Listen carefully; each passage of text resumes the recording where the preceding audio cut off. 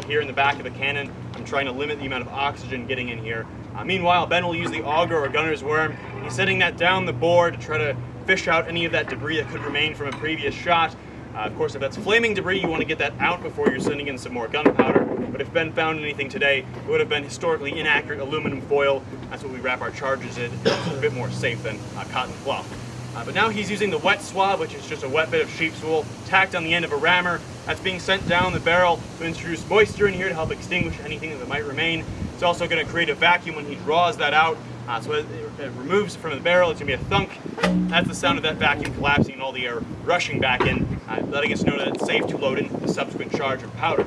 And the thing we're firing today is 5 ounces of black powder, again wrapped in aluminum foil instead of cloth. They would have been firing perhaps a decent bit larger charges than this in the 1880s, and obviously for a full cannonball you'd be using 4 times this amount. But this is more than sufficient for our purposes today. Ben has rammed that down to the back or breech end of the barrel.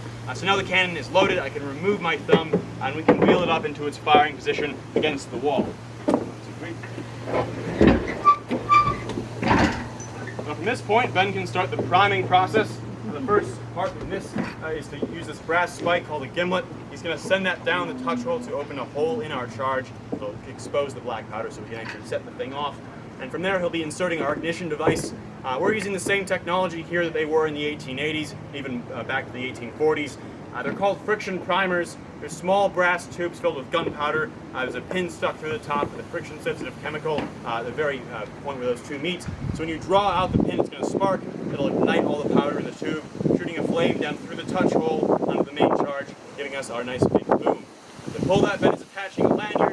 At this moment, I'd like to remind you folks, this is a cannon. While most of the sound will be going over the wall, you still might find it a bit loud, so I would recommend either covering your ears or getting your cameras ready, depending on where your priorities in life might be. With that being said, we have 2 commands left to fire off the cannon. They are ready, fire! And that's our cannon firing demonstration. Thank you.